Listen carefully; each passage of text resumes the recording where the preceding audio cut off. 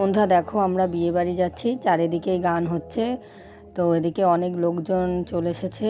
তো দেখতেই পাচ্ছ তোমরা যে সবাই যাচ্ছে, আর সামনে হচ্ছে তোমাদের দাদা ভাই রয়েছে, আর এই যে সব বাচ্চারা এখানে খেলা করছে। তো আমি ঘরের দিকে গিয়ে যাচ্ছি, কারণ ঘরের দিকে বউ বসে রয়েছে, আর হচ্ছে আমার হাতে তোমাদের দাদা ভাই গিফটটা ধরিয়ে দিয়েছে, দিয়ে বলছে যাও তুমি যাও। ও যেতে লজ্জা পাচ্ছে, তো যাই হোক আমি যাচ্ছি। তো এখানে দেখো বউ বসেই রয়েছে, আর এই যে দুটো সুন্দর সুন্দর ড্রেস পরে বসে রয়েছে দুটো বাচ্চা।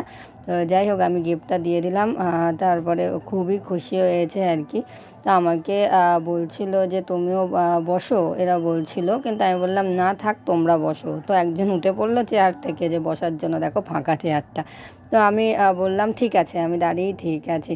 তো আর এই যে নতুন বইয়ের খুব ঠান্ডা লাগছে। তো আমি বলছি তোমার ঠান্ডা লাগছে, বলছে হ্যাঁ ঠান্ডা লাগছে। তো যাই হোক তারপরে আমাকে বলছে বসো, বসার কথা বলছে। তো আমি বললাম না থাক এখন আমি বসবো না, তুমিই বসো। তো যাই হোক ওদিকে হচ্ছে ওর জামাইবাবু রয়েছে, সেই জামাইবাবু অর্থাৎ নানা ধরনের কথা বলছে, আর কি করছে। আর এদিকে আমি জিজ্ঞেস করছি যে এটা কি তোমরা চাদর দাওনি, বলছে যা এটা চাদর কিনা ও বুঝতে পারছে না, বলছে আমি জানি না, ওরা জানে। তো এটা বুঝতেই পারছে না যে ওটা চাদর না কি। তো আমি বললাম না এটা চাদর না, এটা হচ্ছে তোমার হচ্ছে তোশক আর কি। তোশকের মধ্যে চাদর এখনও পাতেনি, বিছানার চাদর পাতেনি। তো এখানে সুন্দর করে ফুল টুল দিয়ে সাজিয়ে রেখেছে, আর এরা তো হাসতেই মানে ব্যস্ত, ভীষণ হাসি পাচ্ছে আর কি, লজ্জা পাচ্ছে, ভাবছে কি করছে এই দিদিভাইটা, কি ক্যামেরা করছে নাকি ফটো তুলছে। তারপরে তো মানে বউয়ের টিকলিটা এদিক ওদিক হয়ে গেল, তো সেটা আবার ঠিকঠাক করে দিল। হাতে দেখো কত সুন্দর গোলাপ ফুল নিয়ে রয়েছে। আমাকে বসতে বলছিল, চেয়ারটা দেখো পুরো ফাঁকায়, ও উঠে পড়েছে। আমি মানে বসলাম, বসবো না, কিন্তু একটা জিনিস খুব ভালো লাগলো যে চুপ করে দাঁড়িয়ে রয়েছে। আমি বলছি বসবো না, তো তবুও আর কি তবুও দাঁড়িয়ে রয়েছে, মানে আমাকে বসতে বারবার বলেই যাচ্ছে। তারপর নতুন বউ বলছে বসো বসো, না আমি বললাম না থাক এখন বসবো না। তো সবাইকে খাবার দেওয়ার জন্য বলছিল। তো যাই হোক ও বাইরেই রয়েছে, আর আমি এখানে বউয়ের সাথে একটু গল্প করছি। তো অনেক কিছুই আমাকে বলছিল। তো বেশি বয়স না, একদম মানে সামান্য হালকা বয়স আর কি, দেখি হয়তো বুঝতে পারছো।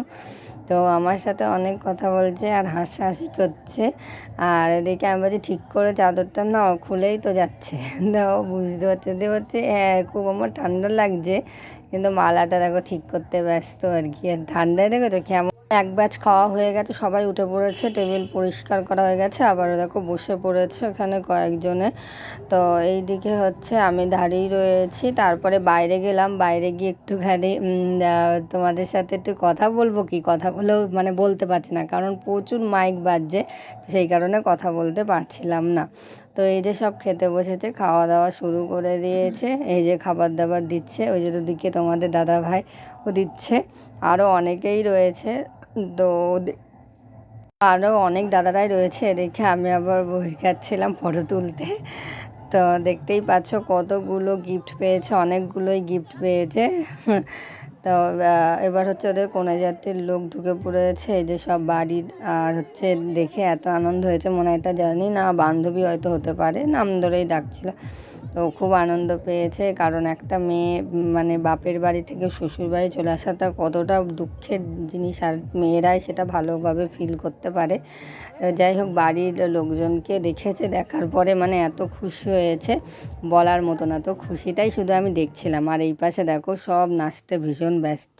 তো কী গানে নাচছে আমার গানটা তো মনে নেই, আর উনি তো পুরো একবার ড্রিঙ্ক করে বসে রয়েছে, নাচছে দেখো মনে হচ্ছে না ফুটবল, হাত থেকে পায়ের কাছে যদি একটা ফুটবল দেওয়া হতো তাহলে মনে হয় ফুটবল খেলতো, যে আমার হাত বাঁধছিল।